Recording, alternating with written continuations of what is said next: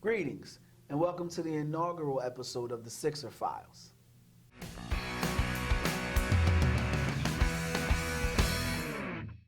As always, I'm your host, Kwame Fisher-Jones, and joining me on this journey of basketball knowledge and insight is my man from the BS Line, co-host of the BS Line, and editor of the Liberty Baller, Roy Burton. Roy, let's jump right into it, man. Before we can focus on the draft and draft picks, man, there was a man that was relieved of his duties. Yes. And Sam Hinkie, that was a sentiment across the board. Yes. Everybody was excited to see him go. But before we can jump to where the Sixers should go, I really want to jump into Hinkie's past and specifically his legacy. Okay. And with Philly and in the NBA, what do you think of Sam Hinkie and what he did, or what he tried to do? Well, the first thing I think of when I think of Sam Hinkie's legacy is that epic resignation letter that he penned on the way out the door. I mean, when you drop she never leaves quietly, does she? When you when you break up with her, she never leaves quietly. When you drop a 13-page resignation letter, you drop Warren Buffett's name in there, you drop Elon Musk in there. I mean, you know what? When you leave, again, you got to make a mark. So that's the first thing I think of. But just his legacy in general, I think. The main reasons why he's not here is that he just didn't build those relationships that you need to have as a general manager in the NBA. You need to have a relationship with other teams. You need to have a relationship with the guys in your organization. And I think that was missing. That's the big thing. You said it right there, other teams. Yes. You know, relationships matter when you're bad. Mm-hmm. You know what I mean? It's Absolutely. like when you're ugly, your personality counts. Correct. When you look good, you can be an airhead. Hinkie's relationships or his lack of power throughout the NBA, and the fact that he couldn't assess talent, I think, killed him. And I think the letter said it all. Rarely do you have a man write a 13-page letter and not one superhero reference. You know what I mean? We all wanted, like, nothing that kind of made you think this dude is a little bit in the culture of some sort. Right. For me, I think the legacy, though, is the fact that he had the opportunities and couldn't take advantage of them. Okay. You know, it was, and I'm pass it back to you in a second, but when you think of specifically moves like Dario, but the one that went under the rug, Stauskas. People gave him credit for Stauskas. Sacramento called him for Stauskas. He didn't call them for it. But here's the thing with Stauskas, though. What did you really give up in order to get Stauskas? You got Stauskas, you got Jason Thompson, you got Carl Landry, and you got the right to swap #1 picks in 2 years for giving up nothing. That didn't cost you anything. There was no opportunity cost in acquiring Stauskas. And that's the problem. That in lies the problem. If you're going to get it, if you're going to make a change to your lineup, you're going to add somebody, how did you put the package together? What did you do? It was always he didn't give up anything.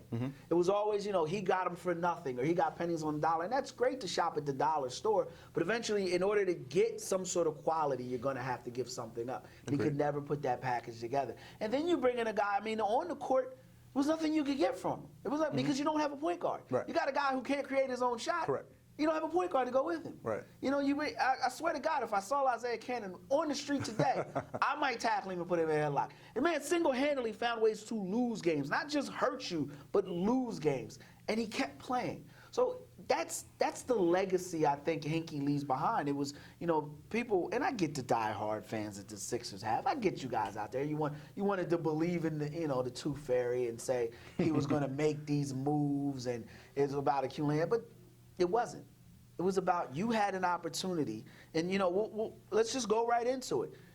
The guys that he picked up, Embiid, Noel, one by one, what are you going to do with them? Because he had the opportunity before he grabbed these guys to make these moves. Right. Couldn't get it done. Right. That's his legacy. To me, you got, what was the movie, Life, Can't Get Right? Right. Hinkie should go down as can't get done. Couldn't get it done. That's his legacy to me. I think it's really, there's a lot of layers to this. There's the draft layer, but let's go back to the Isaiah Cannon point for a second. You actually went into a season, an NBA season, with Isaiah Cannon as your starting point guard, and then you were banking on Tony Wroten and Kendall Marshall to recover from ACL injuries to come back and hold down the fort for the rest of the year. Wroten's not even in the league anymore. Wroten's not in the league. Kendall Marshall probably won't be in the league next year. As well, he shouldn't. That's a terrible plan. Like, there was a complete and utter disregard for the point guard position under Sam Hinkie's watch, especially after they traded MCW. Do you think but it's an interesting point because I'm one of the few that liked Michael Carter Williams. I think they ruined the kid.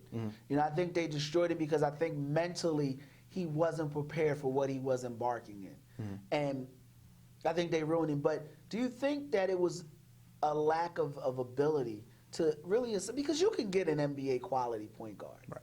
Ish Smith, he's not going to do anything to help you. He's not going to do anything to hurt you.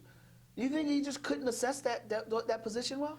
I think he just doesn't value that position as well as most NBA personnel evaluators do. I mean, you see certain coaches when they are certain people in position. There are certain positions they just can't evaluate. Like for years, the Philadelphia Eagles just had a poor evaluation on safeties, on linebackers. Yeah. I mean, they just could never, like you said, could never get right when it came to bringing in guys of certain positions. I think Sam Hinkie just kind of, you just said, like, you can find an NBA guy. Yeah. Like you think that it's easy enough to just find a point guard on the street, like a competent point guard on the street, and it should be, but the fact of the matter is they haven't had one in a year and a half.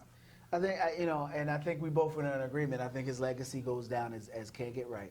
Or can't get right. Mm-hmm. But the next topic I want to discuss is the players that he brought in. Okay. And, we'll go by them one by one. But the plan is, it should be, if you walk in and your Colangelo sits you down, he gives you, a cup of whatever and a plate of whatever and says, what do you think I should do? What are you doing? I think you kind of stand pat where you are right now. We're in agreement there. Yeah, I think you have talent. Like this roster isn't barren of talent. Like you have. We disagree. There's talent on this. Like, are they franchise players? No, but they're talented guys. There's guys you can build around. You probably don't have your keystone here right now, but you have guys here that you can either build around and/or move if you need to. So if I'm Colangelo, I'd say, you know what, kind of stand pat, draft whoever you draft this year, and see how it all plays out. I take that one step further. I don't do a damn thing. Okay. I don't touch free agency. I don't trade people. You don't try to. Get everybody goes to voicemail. Better yet, I don't even set my voicemail up. Okay. So you can't even leave a message. So I don't even want to know what you're thinking. I don't go any direction with it, because here's why. You need to find out who can fight. Mm-hmm. One of the great stories that I love is, and we talked about this when we were kind of just bouncing around the idea doing the show, right, is I love the Michael Irvin story. When he was like, I come into Dallas Cowboy game, and I know Philly doesn't want to hear about Michael Irvin, but he has rings and we don't. So, but he walks into camp, and Jimmy Johnson says, what do you think of the team? And he had a list on paper, get rid of these guys because they don't want to win. It takes a certain manhood to do that, and accountability to do that. And that's what I think you need to find. You need to throw the ball up and literally let these dudes go at it like a bunch of crazy dogs. Yeah. Who's going to be man enough? Who's going to be left standing? Gladiator style. Because you may not like Nerlens Noel's game. And, I said it before, he sucks. But, and I think Nerlens Noel sucks. Offensively, I think he sucks. Okay. Defensively, I think he's adequate. But the things that I like about Nerlens is the intangibles.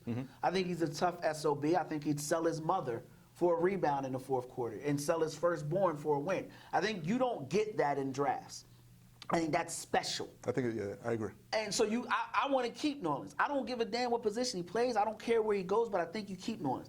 Personally, I want to keep Okafor. But in general, I don't think you make any moves because you got to see who's tough enough to go through what you're about to go through. But here's the thing, though. You say you don't make moves, but at the same time, you still need to put pieces around these guys to figure out what you have.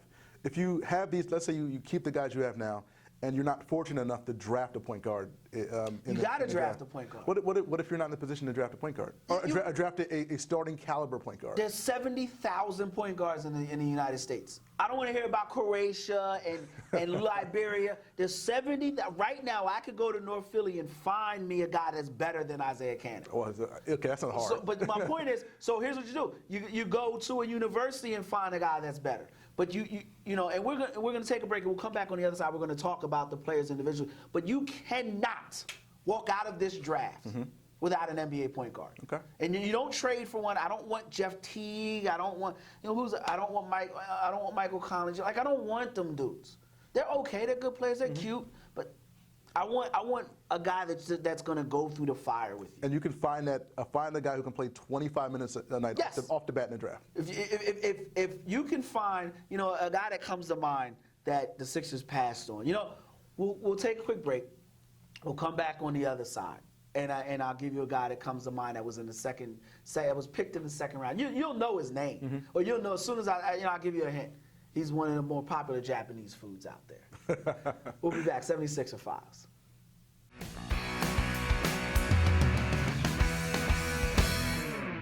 Every crime has a victim, and every victim needs help.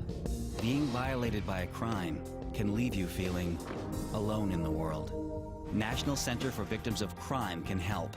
Let us be your resource, your support, your guide to rebuilding your life and restoring hope.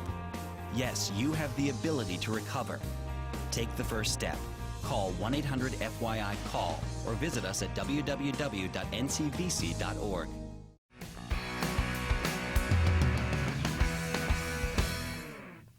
Welcome back to the 76er Files. Joining me, Roy Burton from Liberty Ballers. You know, we went to it and I kind of teased a little bit. Gilbert Arenas was a second-round pick. This is true. You can get a guy that can fill it. You know, How many Gilbert Arenases are there? Look, I'm gonna tell you, you and you. You can get a guy that failed a drug test. Mario Chalmers was a second-round pick. Mario You Chalmers. can get a guy that's irreverent, guy that parks in handicapped parking spots, a guy that's got a bad attitude, but he'll come in and compete. Jeff McGinnis from years ago. McGinnis, UNC? UNC, second-round pick. You can get that guy. It's called coaching. It's called, you know, managing personalities. Is Jeff McGinnis or a guy of that ilk going to be enough of a point guard to tell you what you have in Okafor and Embiid and Noel? Because you have to get a guy who can get those guys in position to play. And if you believe you can find that guy with those two late first-round picks that you have, then by all means do so. But I don't know if you can. I don't know if it's that easy. I think, well, you know, it's funny you say it's that easy because to me it is. Because we're basketball guys. Right. I can look at a guy and tell, you know, and that's why I think Kinky failed. And I'm bringing up the iPad now because I don't even need it. I shouldn't have brought it up. That's where analytics go out of the window. Okay. You can put together all the numbers you need to tell you a guy can play. But the Pete Newells and the Jerry West, they don't need those things. And there's a reason why Jerry West went to Golden State and they morphed into a winner. There's a reason why he didn't look at an analytics paper and say, I don't want, if you trade for Kevin Love, I'll walk right now. You know, because you kind of get a feel for a guy. You can look at a guy and see if he can play. Right. Just like there's a reason why Jerry Colangelo hasn't won an NBA title, because he's always been that one move short. And so, yeah, you can get a guy. Okay. You can get a guy that can do it. I mean, will he be ready as the moment he steps off the draft? No, let's still, but, you know, realistically, Noel still can't make a 12-foot jump shot. Agreed. You know, so, but I don't think you make any trades. I think you go into the draft, and this is your draft to bring those guys in there. And when you bring them in, let's say you get Buddy Hield. Let's say he's available. If you bring in Buddy Hield, now what do you do with Stauskas? Which brings me to my next point. What are you going to do with the guys here? Let's go by one. Okay. I say you keep them all and let them fight for the ball. I agree. Stauskas, are you keeping him? Again, there's no opportunity cost to having him around. So you keep Nick Stauskas. You need 15 NBA bodies who can play basketball. You need 15 bodies. He's a more than competent NBA player. He belongs in the league. You keep Nick Stauskas. Do not agree with that. You get a point guard around him who can get him easy shots. Maybe you have something different next year. You know, and it's funny you say that because I think the point guard, position is key. Absolutely. And they're going to have to do their due diligence. Absolutely. You know, there was a draft few, and I'm going to refer to guys like Jerry West a lot because they're guys that have a pattern of success. If you remember, Derek Fisher, when he drafted Derek Fisher, he drafted him in the same draft as Kobe Bryant. Okay. A lot of people didn't know that. Okay. But here's the thing. He wanted Jason Williams. And he couldn't get Jason Williams. So Derek Fisher was his second choice. Just think about that now. And Jason Williams was a guy that there was very little footage on when he came out of Florida. Him and Mike Miller were together. He wasn't a guy that, you know, I believe he got kicked off the team. Yeah, You know, I don't want to reference that, but I'm pretty sure he got. But there was something there that you know about him. And like I said, I go back to that point. You can find a guy that failed a drug test, a guy that is because let's be realistic. Those are the guys you're going to be able to get that late. You know, Tony Parker was was the last pick in the first round. Correct. You know, Jamal Tinsley was a late for guys the Sixers pressed on for the likes of Speedy Claxton and Morris Peterson.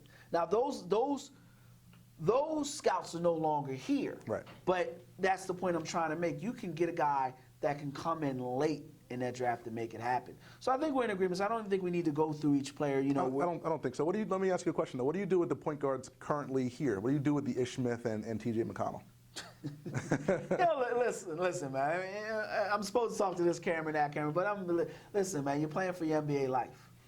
You're playing to feed your family. If you can't get it done there when the lights are closed and there's nobody watching, I don't want you when the lights come on. You should be practice all-stars at this point, at this juncture. You know, I don't want to hear Sam Bradford's mentality sneak into the Sixers, because the bottom line is this: if you're not prepared to fight in practice, you're not going to fight when the game starts. So that's what I do with them. There's one ball, two hoops. Let's make it happen. Shirt skins, old school style, make it happen. So yeah, but I think we're in agreement there. So then let's jump to the next. We're keeping the players. Okay. Here's where I think we part. Yes. To me, the question was, and I sent this to you, was when is Brett Brown going to get fired? You said you don't think he's getting fired. I don't think he's getting fired. He's not getting fired now. He's not getting fired during the season, and I doubt he gets fired after the season. I think he's gone during the season. You think he's going during? If you're going to make a decision on Brett Brown during the season, make it now. Why don't you make it now? Yeah. Don't be like the Rockets and fire Kevin McHale a couple of weeks into the season.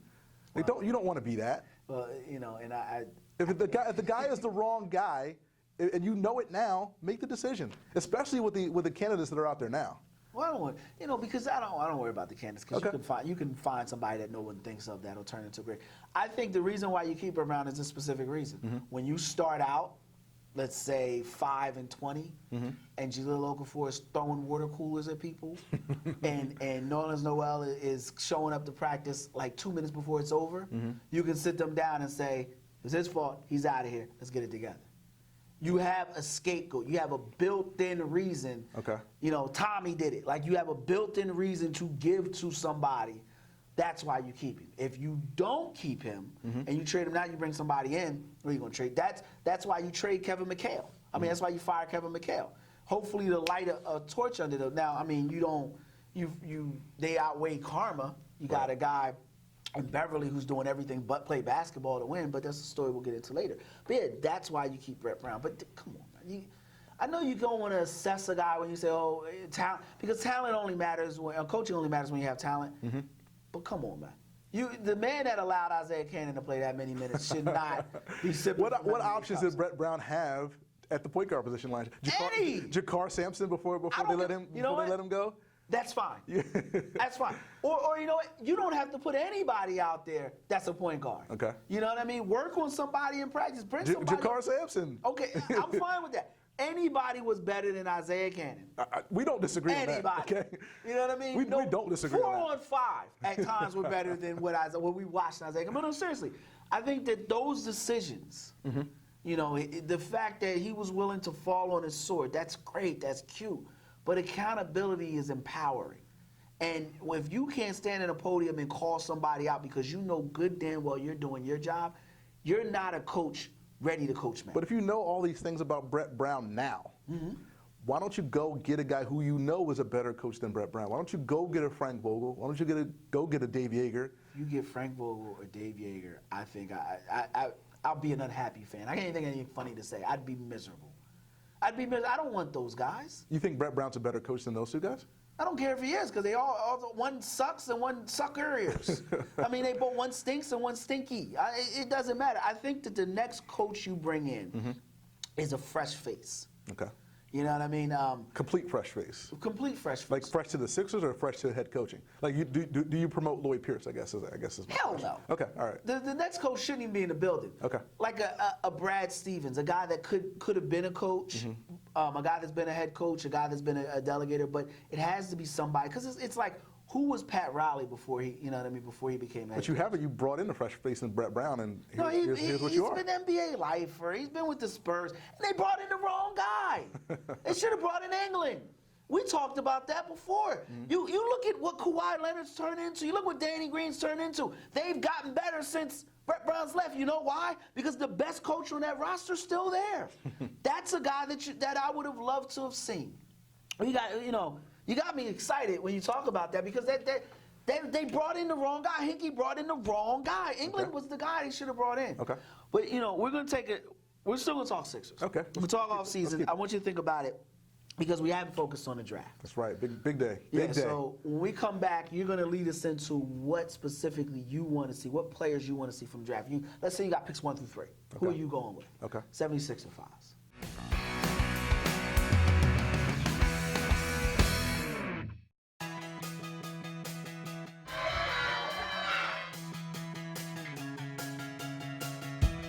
I felt like Cinderella. I said, that's fiction. I dropped my hat and ran.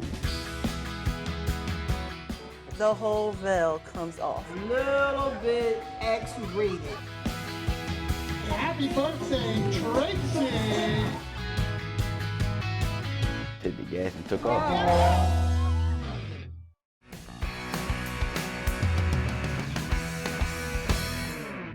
Welcome back to the 76er Files. Before we went to a break, Roy, I wanted you to take the floor here.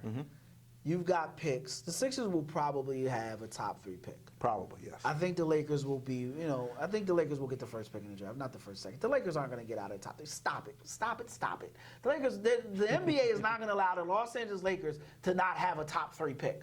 Like, stop it. So we know the Sixers will have at least a top 3 pick. And they'll probably have, the late first round picks. But you can have anybody in the draft. Okay. Who are you going after? With the Sixers, if the Sixers had the number 1 pick, if I had the pick of anybody in the draft, I'm probably going to go with Brandon Ingram at the number. Interesting. At the number 1 pick. You need a guy who can score. Like, you have to get a scorer. Brandon Ingram last year at Duke, 17 points a game, 7 rebounds, shot 41% from behind the arc at 3. Somebody on this team has to get buckets. You Why have not to get a scorer. Ben Simmons. That's the elephant in the room. That's the elephant in the room, absolutely. And I'll have my reasons, but I'm curious why you have yours. I don't know how effective he's going to be as a scorer on the NBA level. Like, I don't know. He's 6'10", he's 240. He's got a good body type to be a power forward. I don't see him as a banger.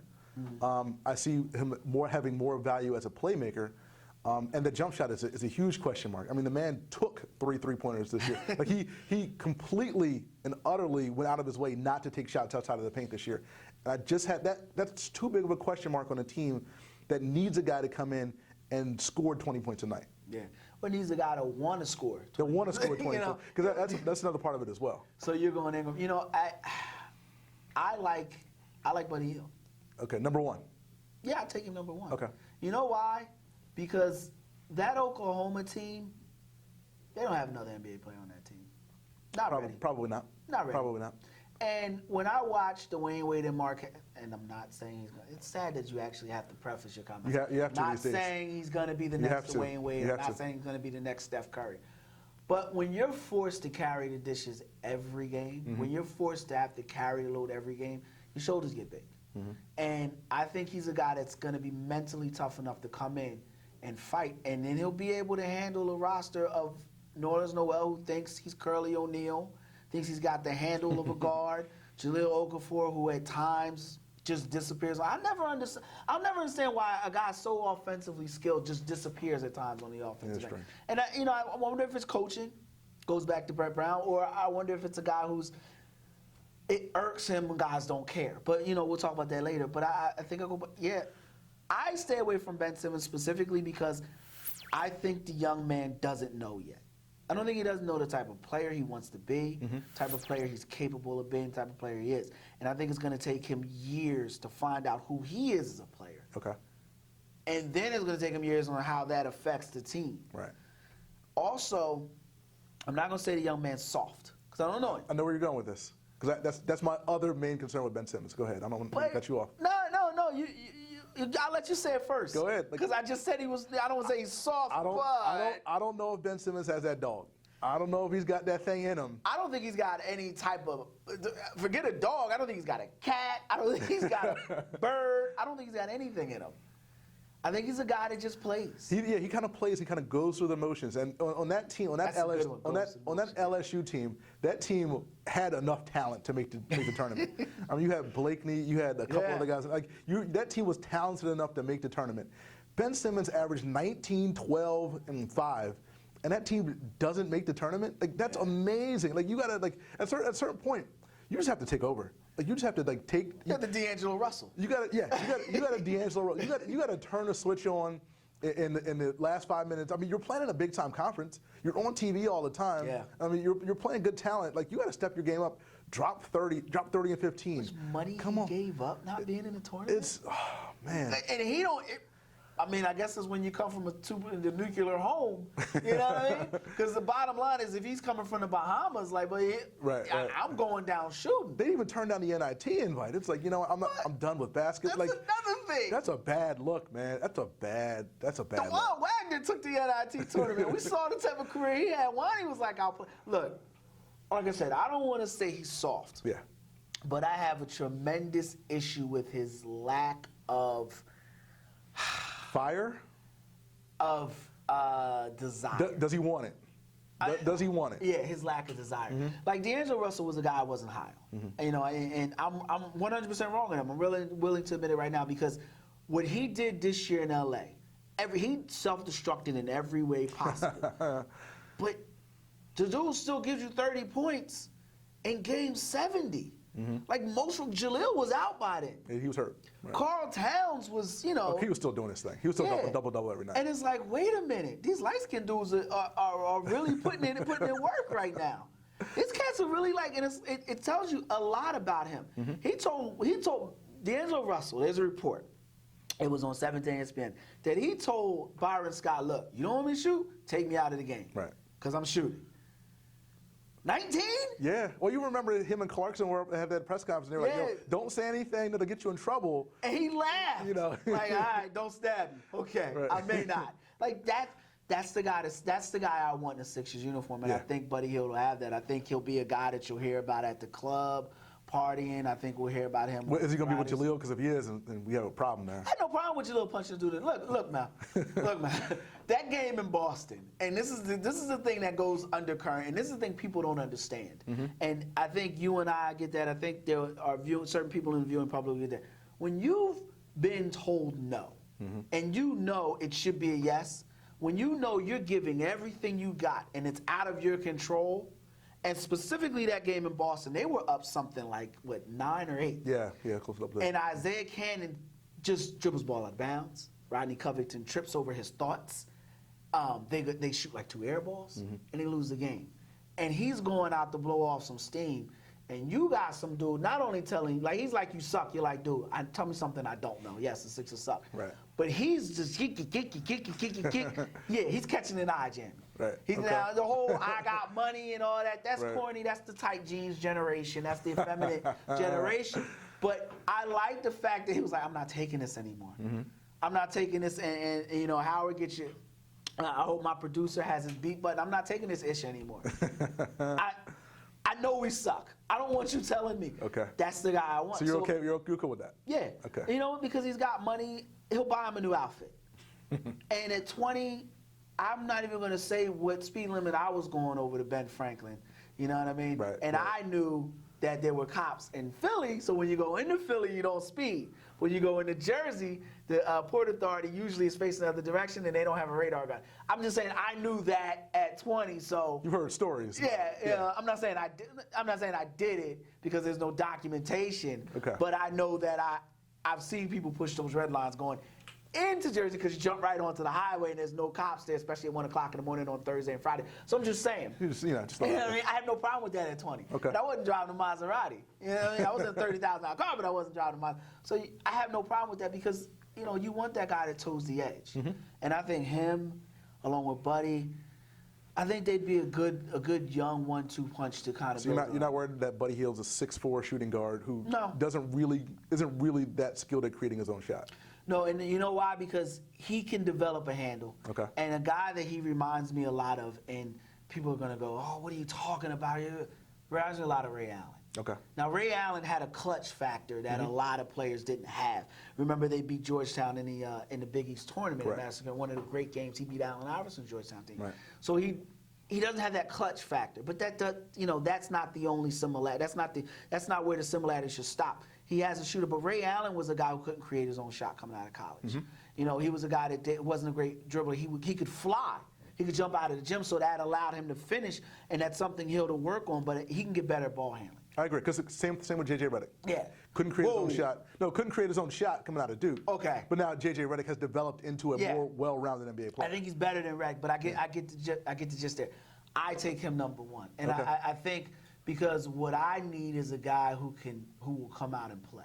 Okay. And it sounds crazy to say, but you look at what the Sixers have done the last few years in Dario, you know, who's going to be coming over, and God help you if you think he's going to do anything other than be a European player in his first year. I mean, this dude's you know, it's a story for another day, and we'll talk about that closer, you know, with Dario specifically. But I see a big who can't finish through contact. You know, he's extremely tough, high basketball IQ. High IQ.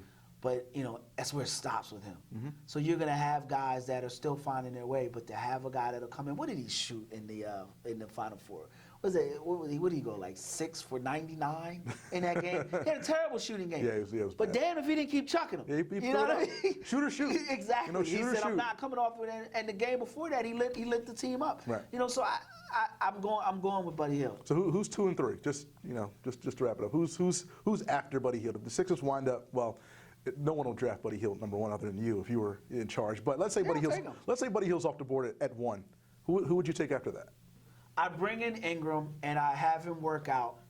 I have him work out against the other guys that are possibly going to do it. And if the pot that are on the board, Simmons, Dunn, I bring in Ingram. And here's why.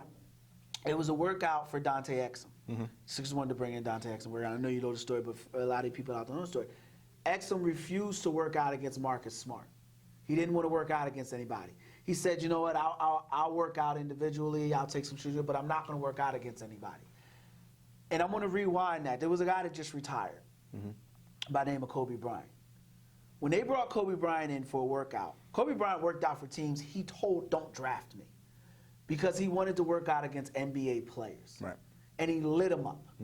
He lit them up. And that's why he wound up going to the Lakers, because Jerry West said, on record, even though he won't, but it's on record that he thought he would be the next Jordan, not because of his skill set. He had a gun belief, but he had a competitive desire. That's what I want to see that guy fight.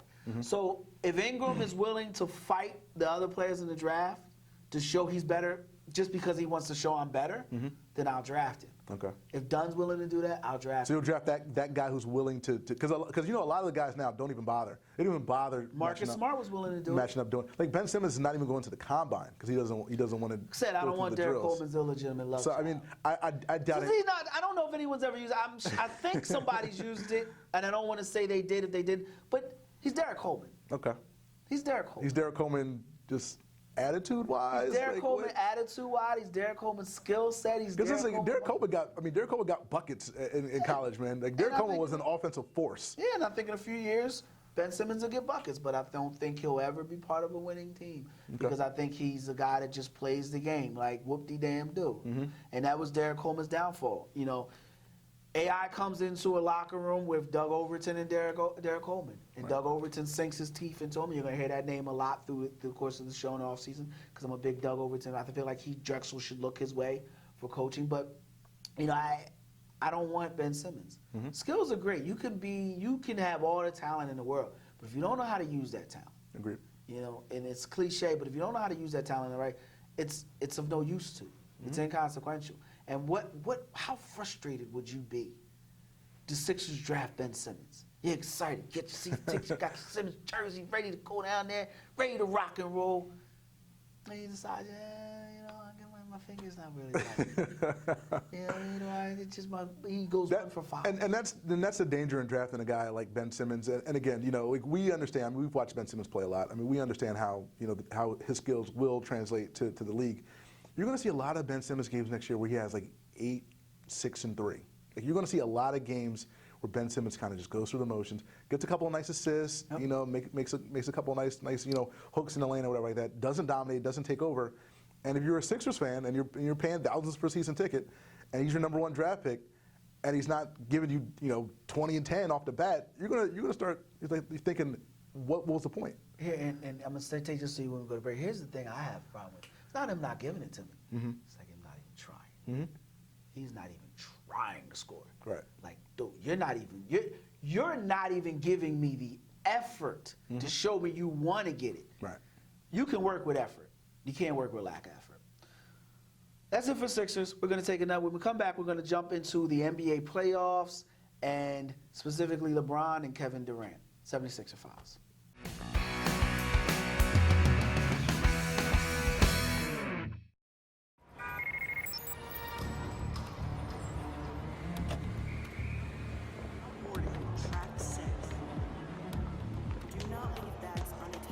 Maybe you see something suspicious, but you don't want to get involved. It's nothing, you think. Can you be sure? If you you see something, say something. Report suspicious activity to local authorities. Welcome back to the 76er File. So we spent the first segment talking about the Sixers and the moves they should make. Now we're going to jump into the teams that have managed to make successful moves. We'll start with the East leading. He's going to make me start about the Cavs. We'll talk about the Cavs. Go ahead. You wanted to talk about their historic shooting. Do you think they can keep that shooting up? No. I mean, the way they're shooting three-pointers this offseason is phenomenal, and I don't think they can keep this up. I mean, the first 3 games against the Hawks, they made 61 three-pointers. Made 61. Coaching matter for the Hawks?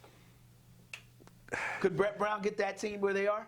Brett Brown could, I don't know. You know. I still You just don't know. don't want to, you know. It's like you go into the line, you know you're under on your debit card, you're just hoping it goes through. Like, I don't know, maybe I won't go over the limit. I don't know, but I do know that the Cavs can't keep this up. I mean, 61 threes in the first 3 games. The most ever in the first 3 games of a playoff series You don't was, think they was can 44. keep the makes up, or you don't think they Can't keep the makes pressure? up. They can't keep the makes up. It was They do have J.R. 44, Smith. and they had 4, and they set that record in the first round against Detroit. I mean, this is historic.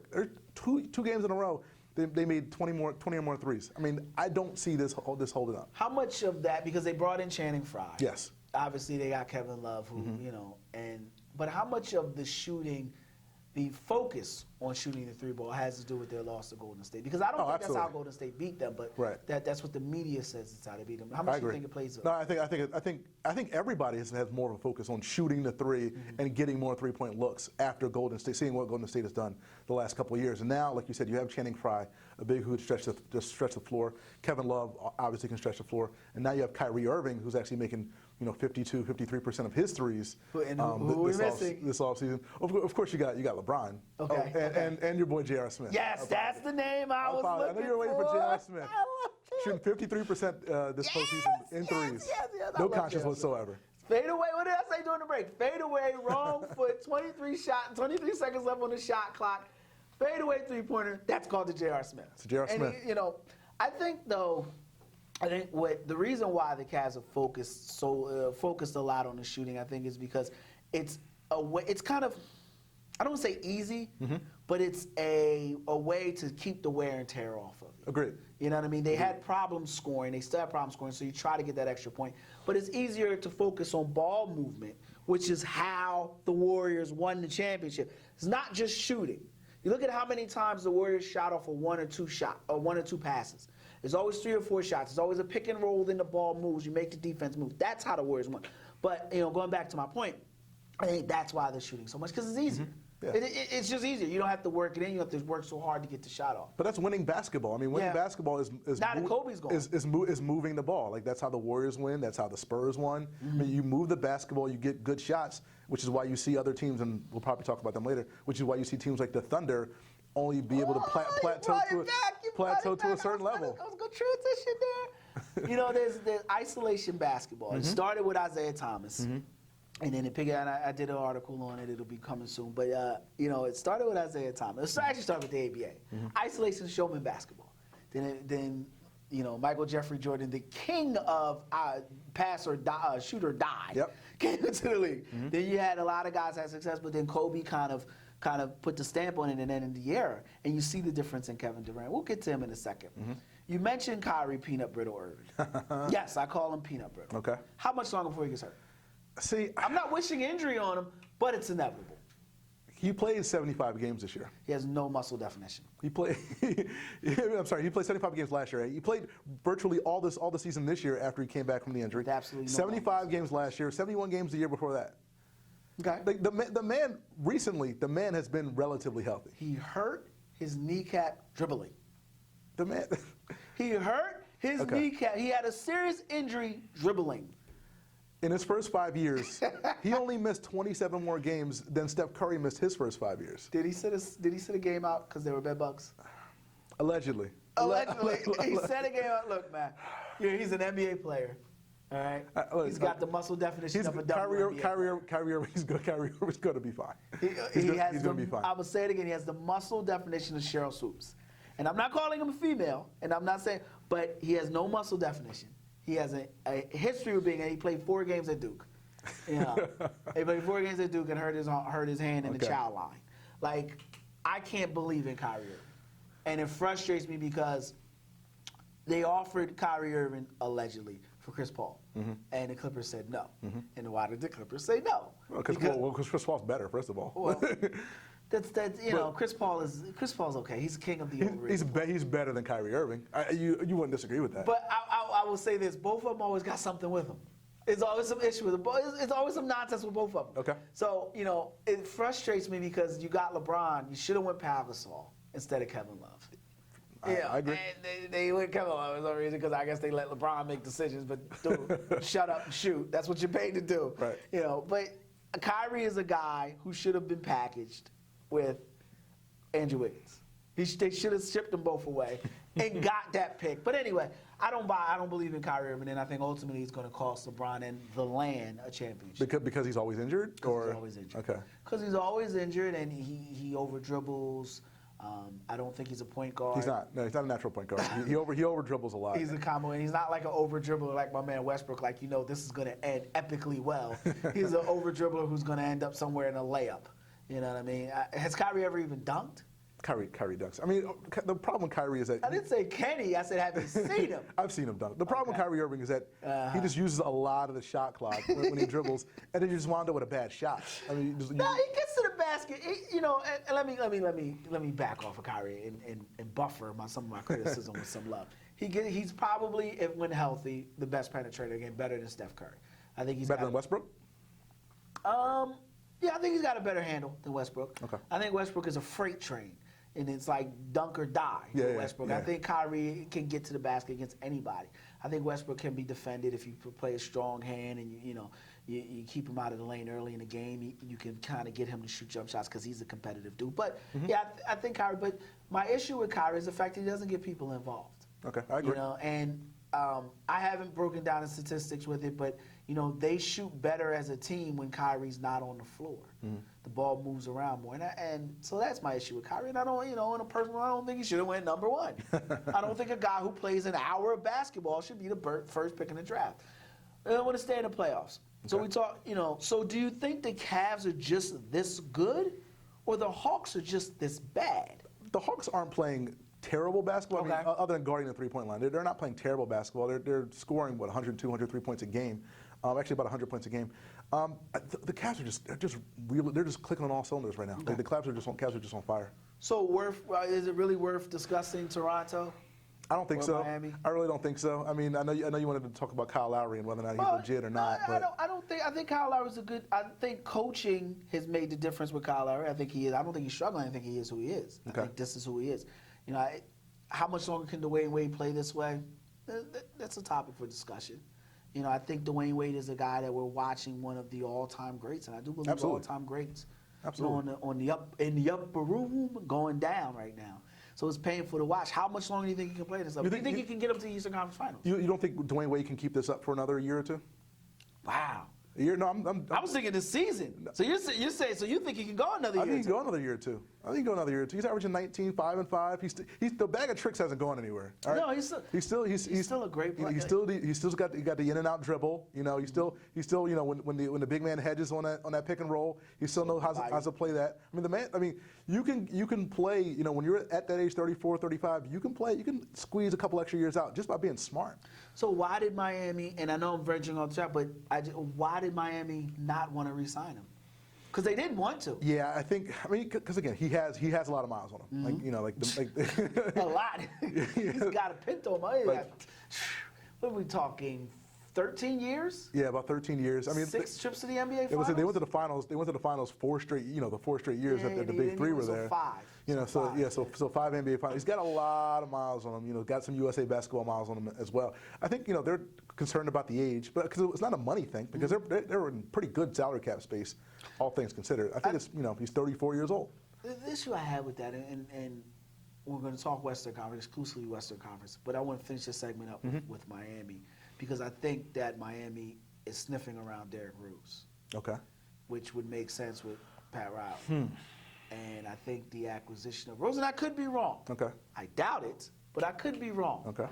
I'm not a Derrick Rose fan per se, but I think under the right tutelage, you can dust Rose off and you can get you back to a couple finals. And if you get him around some real legit offensive and if you get him around a basketball team, not a Right. guy that has a ponytail and wears kangaroos, legit basketball players, I think you can get something out of Derrick Rose. But if they bring in Rose, I think it costs them Dwayne Wade. And I think they re-up Bosh.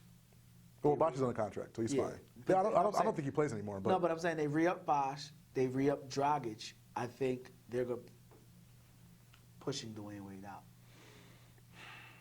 And I think it's to go after a Derrick Rose. you think Dragic and Derrick Rose can work together? Yeah, because I think Derrick Rose is a combo guard. I don't think he's a point guard. Okay. And I think you get more life out of him if you take the freaking ball Out of his hands. That's fair. That's Tom fair. Thibodeau, are you listening? Who's scoring points on that Miami team? Ball movement. Ball movement's nice. No, they've got finishers in Winslow. You got Winslow. They've got a You're finisher. gonna resign Dang? I said you're gonna pay. I rolled my eyes on purpose. So I want everybody to roll my eyes on purpose. Like No. Hassan Whiteside's not an offensive threat. But you can get him buckets by moving the ball. I agree with And that. you've got Dragic, who is a legit pass first point guard. Who's scoring? Who's that scorer on the team? Who's that 20? Because really, you need a big man. You get Rose to give you 20. You don't think Bosh comes back. I don't think Bosh comes back. I don't know if he can or can't, but I think Whiteside can give you 14. Okay. I think Winslow can give you anywhere from 13 to 15. You get Okay. 19 from Rose. There's your points. But the big thing is you have 3 finishers on the court and a legit point guard. Mike D'Antoni could be on line 1 if Spoelstra can't work that out, but Spoelstra comes from a basketball pipeline, so figure that out. I think ball movement does it. But you can't do that Right. if Dwayne Wade is in Wade's- Roy Burton's head thinking I got 3 more years left. 'Cause, dude, you barely got 3 hours left. Okay. All right. I think he dies out this series. Really? I think he dies out this series. I think chasing DeMar DeRozan around is gonna do it. DeMar DeRozan has just has an unbelievable motor. Okay. You know, we got to leave it on that point. Coming back, Kevin Durant. Yes. My man, get your space off on the trophy case because Durant's going to give you a title. Negative. 76er files.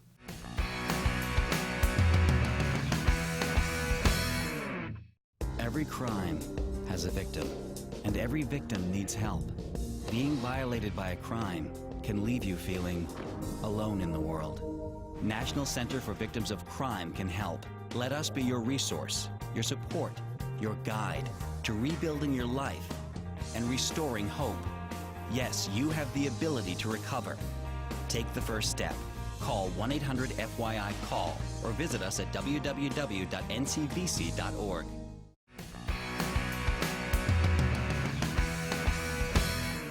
It is with great pride and lack of humility that I say I told you so about Kevin Durant. You did. You did. I told you this man would not lead you to an NBA title. I told you he was 6'11" Allen Iverson, George Gervin, Tracy McGrady, great scorer, would not lead you to an NBA title. Now the whispers are, should we start questioning Kevin Durant? Should we start finding out if Kevin Durant can do it? So, they're down 2-1 to the Spurs. Specifically, before I ask you the question, Yes. and you're laughing because I brought it, critical possession in the game. Uh-huh. All right, Spurs have the ball. I don't even know who's shooting. Doesn't matter. Spurs swing the ball, swing the ball, swing the ball.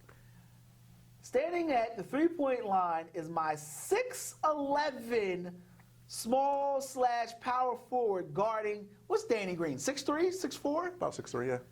Shooting guard. Kawhi Leonard's on the other side. Shot goes up. I watch Kawhi Leonard still rocking the cornrows about 10 years too long. Way too long. Somebody need to get a ball fade in his life. But he darts to the rim, grabs the offensive rebound, while KD is in no man's land doing what he does best, thinking about shooting a jump shot. This is who you hitched your wagon to. This is who you decided was going to lead you to a title. So what say you at this point on Kevin Durant? What say you? Is he a franchise player? Is he a guy that's going to lead you past the Spurs? Is he going to lead you past the Spurs this season? No. Here we go. Okay. I gotta What happened to qualify the other seasons? I got to qualify it. I got to qualify it. Oh, so next year's different. is he- Next year he's going to do it. Oh, he might not even be there next year. That's what I'm saying. It's a whole nother different, story. It's a whole different thing. Is he a franchise player? Yes. Is he going to lead you past the Spurs? No. But I'll circle back to something that you told me a long time ago. Is he better than Russell Westbrook? No. Absolutely not. Well, he's the better scorer, He's but a better he's not scorer. the better basketball Not the better player. basketball, correct. And it infuriates me. Here's why it infuriates me. Because Correct. we have the new media has a way of anointing people. See, even the lights are flashing out when you talk about Because the lights don't like this, they man. know. They don't like this. They know. It's like you have a situation with a guy who the media anointed. You know, I said, clear your trophies out, clear the space, because Kevin Durant's going to. He was the guy in a lockout shortened season who got them to the NBA Finals. Played lights out, scored, rebounded well in the first, second, third quarters. Still had, too many turnovers, but it's nitpicking. Dog, that was like 8 years ago. That was a while ago. And it wasn't 8 years ago. I'm being, I'm embellishing for effect, but the point I'm trying to make is you now sit. He's played with the Sixth Man of the Year award. He's played with 2 perennial All Defensive members. He's played with arguably a top 5 guard in the league, definitely a top 10. We see nothing. We've got nothing. And you're telling me that geriatric Duncan, LaMarcus Aldridge are good enough to beat the 6'11" Allen Iverson. I mean 6'11" Kevin Durant. I'm telling you that Greg Popovich and LaMarcus Aldridge and Kawhi Leonard and Tony Parker and a whole host of other guys are good enough. Frenchman did it. Are good enough.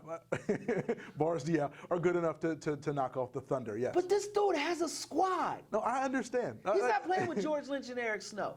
First, it was Scotty Brooks' fault. Now he's out of here. Now he's got It's Billy not Scotty Donovan. Brooks. You know what I mean? Right. And it was Solofish's fault. He's out of there. He's in Atlanta now. Right. They're balling out of control. Right. At what point do the 4 fingers find its way to Kevin Durant? No, there's no excuse. There really is no excuse at this point. You can't no blame reason or you can't blame Billy Donovan. Like you said, he has a squad. You still have Westbrook. You still have Ibaka. Enes Kanter's playing out of his mind, like offensively. You have guys who can put the ball in the basket. Like you have scorers. And you have guys who play defense. There really isn't an excuse for Kevin Durant anymore. There really isn't. I don't think position by position. I think the Spurs have the pedigree. I think they have the acumen, and they definitely got the experience, pedigree experience. But I don't think they have the talent. This is the time where you see a changing of the guard. And here's the thing that really stirs my goat, really bugs the stew out of me. I love Stephen Curry. I loved him coming out of college. I labeled him a bust because he wasn't doing what he's doing now. And I caught heat for that. Stephen Curry is who Kevin Durant should be. But he can't do it. When you say that, what do you mean exactly? What I mean by that is a guy who makes other players better. A guy who takes the Draymond Green, who was a 2nd-round pick in the same draft, I believe, is Maurice Spates, but it's a story for another day. Who isn't a bad player, by the way? Who? Maurice Spates. Say that again with a straight face. Have you seen that man does not miss mid-range jump shots? On that team, he fills his role very well. That's all he does is shoot. All right, so That's all he has to do on that if team. you had a chance to draft Maurice Spates or Draymond, No, I'm just saying on that team. Roy Burton or Maurice Spates, Roy Hibbert or Maurice Spates. Oh, Roy Hibbert was terrible. Okay. Roy Hibbert was terrible. Okay. Maurice Spates is awful. Maurice Spates in his role is a very good player. Is that enough of a qualifier for you? I will say this though. I love the fact that he shoots. I don't give a damn what you say, Coach. I don't pass. He doesn't pass. That ball does not come back out. He's James Harden school. James That ball Harden will come back realized out. he gets paid more if he shoots a lot. That's right. Pass to who? Scorers get paid. So it's like Scorers what was get the paid. commercial? Chicks dig the long ball. Chicks dig the long ball. James Harden said, "Chicks dig points. I'm not Exactly. passing." Exactly. And it's a damn shame because James Harden used to be a really good basketball player. But going back to Durant, Yeah. I think when I say that is he should have been a guy that made other guys better. He should have been a guy who was clutch. He should have been a guy who managed to elevate his team. If he had that, and he doesn't, and you saw it early. You know what he has? A lot of this. Okay. He's always Yeah, going to he's tell always you talking. how he's going to smack you, how he's going to rob you, how he's going to do these things. He's like a rapper. He's like a studio rapper. But when he leaves the studio, you realize he's really Theo Huxtable. And that's what Kevin Durant is. He's a lot of talk, a lot of mouth, but he doesn't have that instinct in him to take it over. So Kevin Durant's the reason why the Thunder. Yes. Okay. All right. Because you know why? Russell Westbrook needs. Everyone knows everyone knows I love Russell Westbrook. I adore Russell Westbrook. I'd give up the entire draft for him. I said it. I'd give up the entire draft for him because I think Russell Westbrook is that special when he's reined in. Russell Westbrook had an unbelievable season. Had like a triple-double every game. You know why? Who's sitting on that bench this year? It's not Billy Donovan. It's Maurice Cheeks. What will Maurice Cheeks do that no one else will do? He'll get in him. He'll dig in him and say, you look at when Russell Westbrook played his best, it was when Maurice Cheeks was there. You look at when Allen Iverson played his best, Maurice Cheeks was there. Not as a head coach, because as an assistant, you can look at a guy and say, yo, you suck. That's terrible. You need to do better, because you don't have to worry about the media asking you questions. Right. You can be in the film session and say, Russ, why are you getting crossed over like that? Is Chris Paul that much better than you? You can call a man out. Right. Billy Donovan can't do that. Right, Maurice can do that in the Luca Brasi role, if you will. That's why Kevin Durant isn't that player, because Kevin Durant, there should never be a situation where Russell Westbrook is taking Kevin Durant's shots. Could you imagine Larry Bird letting Danny Ainge, and I'm not saying Russell Westbrook is Danny Ainge, but could you imagine Larry Bird saying to another, like watching Tiny Archibald take his buckets? Right. Could you imagine that? Right. Could you imagine Moses Malone watching Andrew Toney take his shots? Negro, please, this ball needs to come this. I need to at least touch it. Right. How many times have we watched Russell Westbrook take Kevin Durant? Oh, it happens a lot. Because he knows exactly. Right. He knows he's going to take his. He knows he's going to allow him to take his cornbread. Because there's his friend. They're good guys. Nah, there's no good guys in competition. And that's what Durant lacks. He's not built that way. He's not wired that way. No matter how much he talks, he doesn't have that toughness. So he's all talk. That whole KD is not nice. All talk. That's just an ad campaign. He's as sweet as so I'm tired of being in second place. He's as sweet as red Kool-Aid, man. Kobe, could you imagine somebody taking Kobe's shots? No. Think about this now. Think about the atmosphere and the realm they put Kevin Durant in. We've heard Popovich say, I've had to tell Kawhi on more than one occasion that the offense is the offense and it's not get Kawhi shots. And Kawhi is what, 2 words? Right. But he's learning, nah, coach, I think Steph Curry. Could you imagine Klay Thompson taking Steph Curry shots? Right. It's a certain je ne sais quoi that you have when you're a winner. People don't like you all the time. Scotty, take Michael's shots. Negro, please, like that's not gonna happen. Right. Happens with Kevin Durant for a reason. He's not built that way. He's all talk. He's all, he's all glamour, no grit. Okay. You know what I mean? He's all those great analogies. Right. And it comes to fruition every year. There's no reason why this Thunder team should not represent the Western Conference. Yeah, the fact that they will probably get to one NBA Finals in the Durant-Westbrook era is just an absolute. I mean, that's a 30 for 30 right there. Like that's a 30 for 30. You think I get some footage on there as the man that called him out earlier? I think you could do that. I think we could do that. Put away the anointing oil. We got a minute left. Who's winning the NBA title? San Antonio. You're thinking, yeah. I don't know if I'm blinded by my love for LeBron. Okay. My affinity for LeBron, my infatuation with the man. But I think last year's finals gave him something. And he always delivers when it's been taken away from him. So I think the Cavs win it this year. Okay. I think Peanut Brittle goes out in game 1. I think he gets hurt. Again, 2 years in a row. But I think this year, LeBron will have enough to carry them over. So that's it for the first inaugural episode of 76er Files. Join us next week as we'll talk more NBA, more 76ers, more basketball. For Roy Burton, I'm Kwame Fisher-Jones. We'll see you next week. Until then, be easy.